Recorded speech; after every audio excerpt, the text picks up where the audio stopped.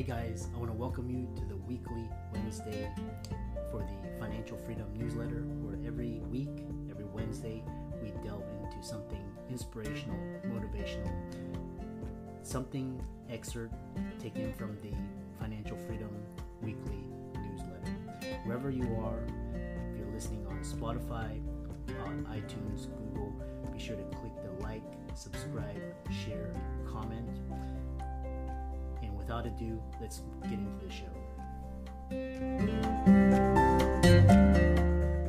Welcome everybody to this week's podcast episode for the Financial Freedom Podcast. I'm your host, Dr. Christopher Liu. As you know, I talk about 4 different types of freedom: time, financial, location, health, freedom. In that light, I'm always interviewing guests, doing entrepreneurial things on the creative edge, and impacting the world. So today we have Megan Dougherty, and she's the co-founder of One Stone Creative and the Podcasting for Business Conference. So today's talk is going to be all about digital marketing strategy, social media marketing influencer. She's also the host of the Business Podcast Blueprint, and it's going to be a wonderful conversation. So Megan, welcome. Thank you so much, Christopher, for having me. I'm delighted to be here, and hopefully we can get into some really fun, interesting topics about digital marketing. I think we both might be nerds in this area, so we should be able to really get into some good stuff here. Yeah, I love what the internet's done, and it's basically leveled the playing field. I don't need to compete with Bloomberg, and I can create my own channel. So first tell us more about your background, your story, your company, your business, and we'll go from there. Sure. So I started my career kind of on the internet around 2010, where I went to Craigslist, as you did when you were an early 20-something in the 2010s and you needed a job. And I found a role as a marketer's assistant, and I started working for an education marketing startup. I was a really early hire at the company, so I was able to really grow with it, learned a lot about digital marketing, got to work with tons and tons of different online business owners, mainly in online audience building and course creation. Eventually left the company, and an old colleague from there reached out to me and said, "Hey, how about you and I start a business together?" Her background was in broadcast audio. Mine was in, digital marketing, of course. We're like, let's create podcasts for business owners. It's going to be great. And we've been doing that since 2017. Yeah. What's interesting is you have this idea, when I reached out to you, you said, why your business doesn't need a podcast and what to do instead. I'm curious about that. Yeah, see, as a podcast producer, maybe not the first thing you'd expect, but what I've noticed over years of doing this is a lot of people, a lot of companies, especially people who are professional services providers. You're talking your financial, in legal, in healthcare, in architectural.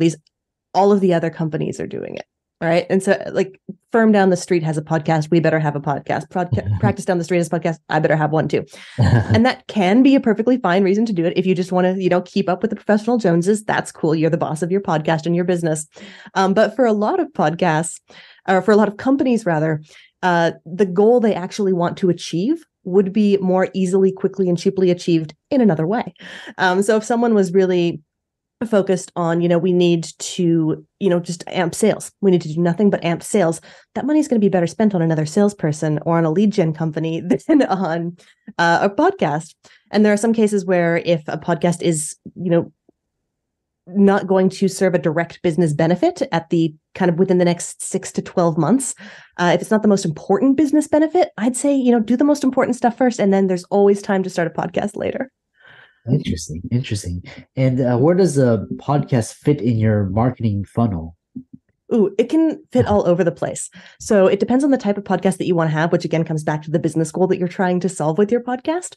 So it can be a really top of funnel thing. If you're trying to establish branding and thought leadership and reputation, then, that can be how people become aware of you. And that's if you're talking to other experts, if you're really aggressively going out to be a guest on other shows, you're bringing people into your orbit. But then there are other times when maybe it's not so much about the strangers or the broader audience. It's much lower down the funnel, closer to the conversion. And who you're going to be doing with your podcast is talking to potential clients, potential referral partners, potential joint venture partners, and using it as a really networking building tool. And that's going to be much lower down the funnel than kind of the thought leadership style. So, we talk about, everybody's talking about number of reviews, download, all of these metrics. What are the best metrics to track for your show? I'm so sorry to say this again, but it depends. So We spent a lot of time thinking about podcast metrics. I've got a whole deck on podcast metrics and how you should be thinking about them. Downloads are almost never the most important one that you should be tracking. Because if I run my podcast, let's say I get 10,000 downloads, so what? Does that mean I have 10,000 new leads? Does it mean I have 10,000 new people visiting my site every month? I have no idea. Am I getting more speaking invitations? Doesn't matter. So you have to figure out what matters to your business, track for that, and optimize your show to bring you more of it. So instead of looking at downloads, maybe you want to look at number of backlinks that you get. How many people cite your podcast and how is that impacting your traffic? Or how many guests later send you a referral for someone who might, work with you or become, a member of your practice. Really figuring out what you actually want the podcast to be doing for your business is going to lead to much better, more relevant metrics than just, I got 85 downloads today. Is that good? Who knows? Who cares? Yeah, so it sounds like a podcast is like a platform, and you basically it's like it's like a different medium for reaching people that love to listen to audio. So tell us more about the different formats of content. Like how can people, what types of information, education? Tell us more about that. Yeah, so we've kind of over the years figured out there's 4 really high level podcast archetypes for businesses, and this is podcasts that exist within a business that already runs. I know nothing about hobby or passion podcasts. I don't know from true crime, no idea. But for business podcasts, the 4 types that we see the most are the thought leadership podcasts I mentioned, where the goal really is to establish yourself as a leader and an innovator and a thinker in the space. Then there's relationship building podcasts, where the main reason you're podcasting is just to get face time with other people. That's the one of the reasons I podcast, is just to get a wonderful chance to meet all these people I would never otherwise talk to. Some people have audience engagement podcasts is the third one. And that's for when you've already got an engaged audience and they want a lot more content from you than you can provide one-to-one. It's a really great way to engage with them and give them really intimate feeling content at scale. And then finally, there's the content type of podcast. There are people and companies out there who podcast just so they have content entering their flywheel so they can repurpose it in other areas. And that's a completely legitimate reason to podcast. Yeah. And then what's interesting is, like, for example, like this podcast started out with like interview, like guest one-on-one. And then now there's like, I have like podcast short segments, and I've got, sometimes I do a webinar, like solo, just talking. So it can be, so many different formats and different ways of engaging. I find it fascinating that you can basically use the podcast for, what you need in your business. And it's not one size fits all. It's like making your podcast fit your goal. Oh, I agree. It's so flexible as a medium, which is one of the really, really cool things about it. And it's nice that the barriers to entry for it are low enough. Like I think you were saying at the top, it's you can just start a podcast.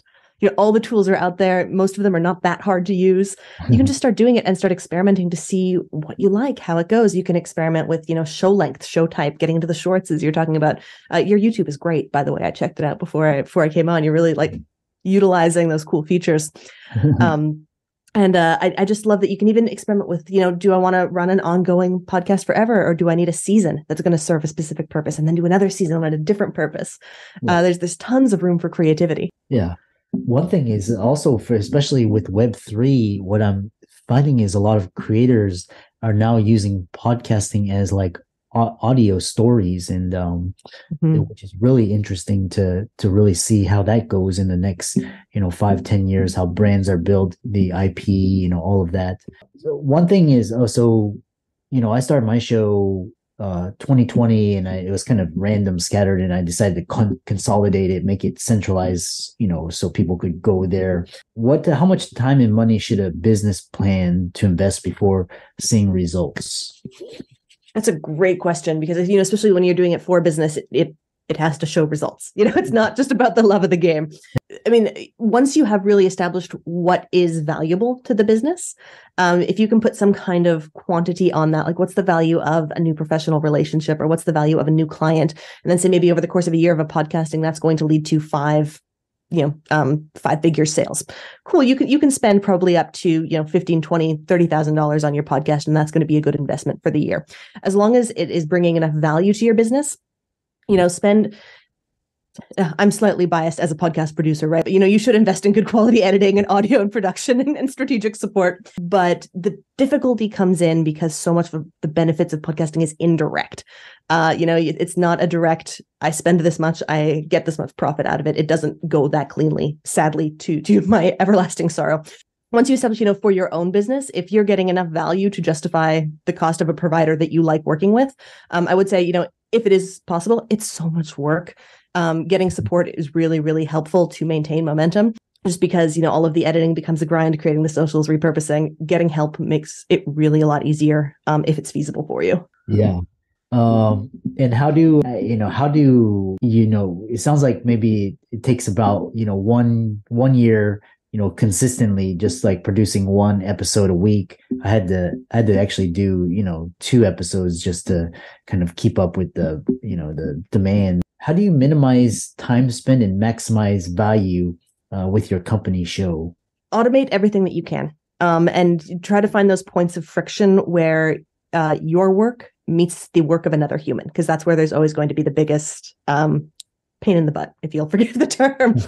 So especially around things like the booking process and following up process, if you can get automation around that and collect things you need like links, URLs, bios, headshots as part of the booking process, that's going to save you a lot of tracking down things later when you're trying to produce.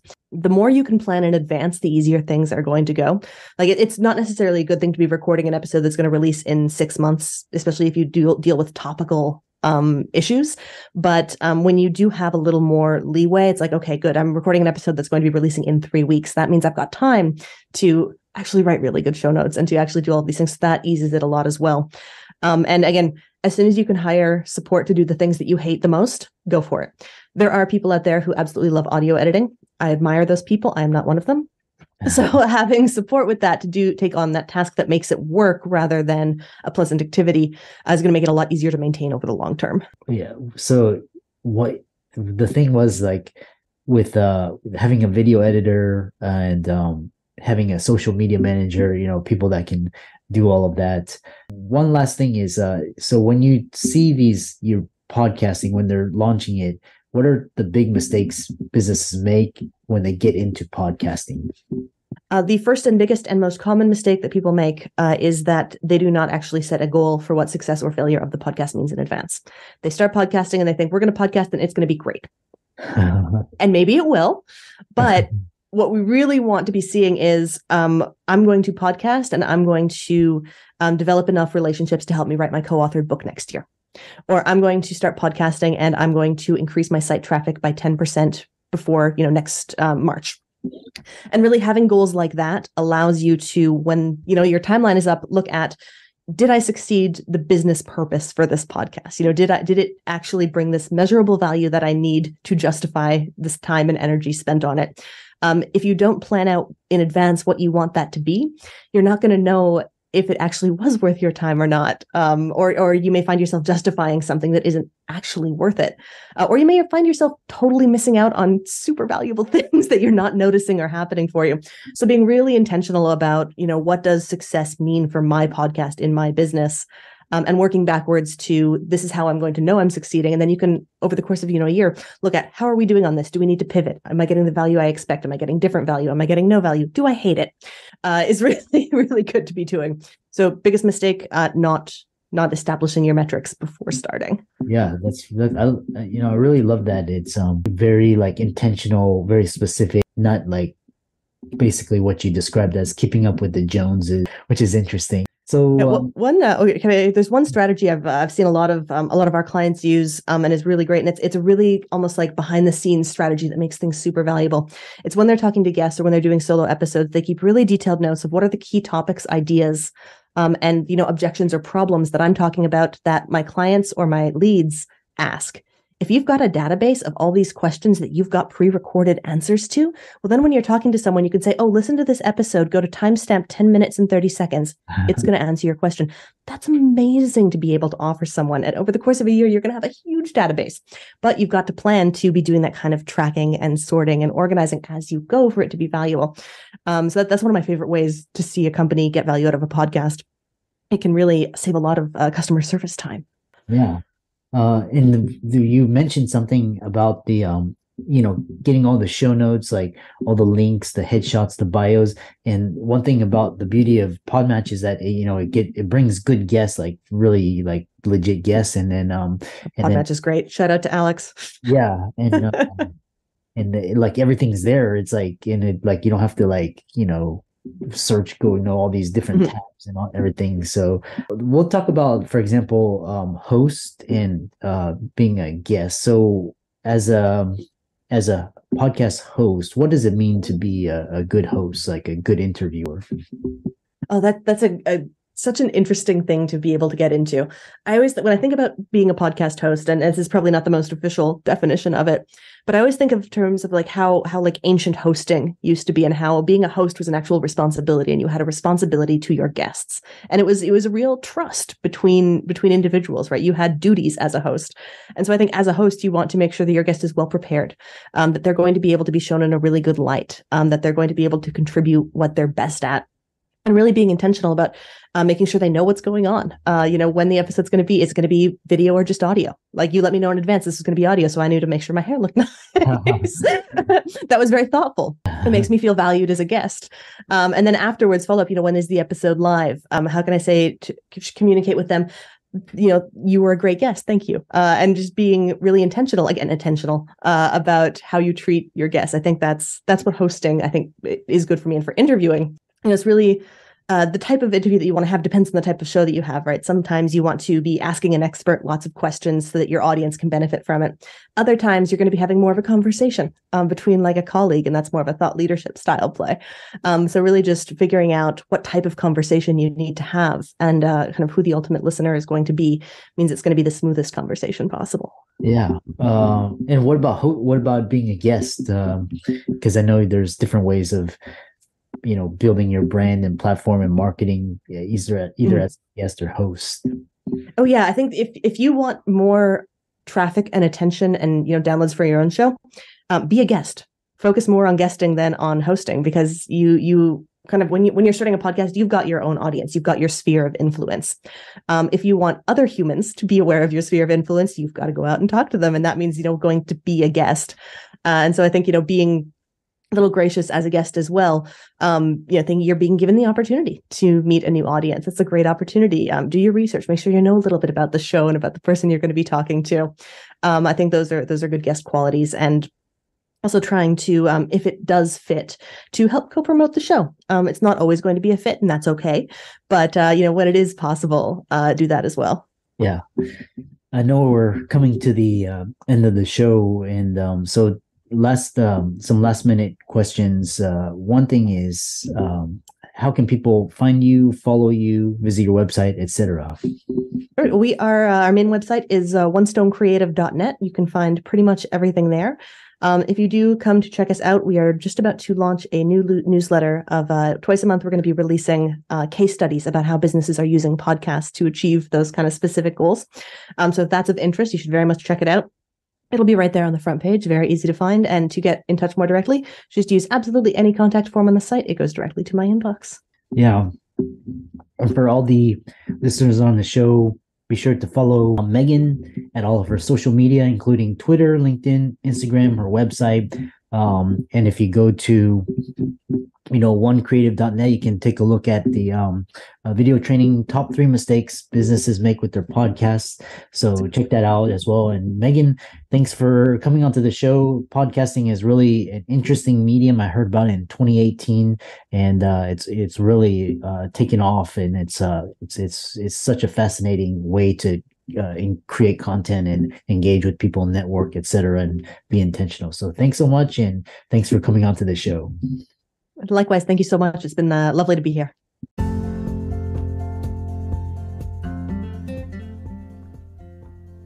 I hope you really enjoyed that wonderful, inspirational, motivational piece.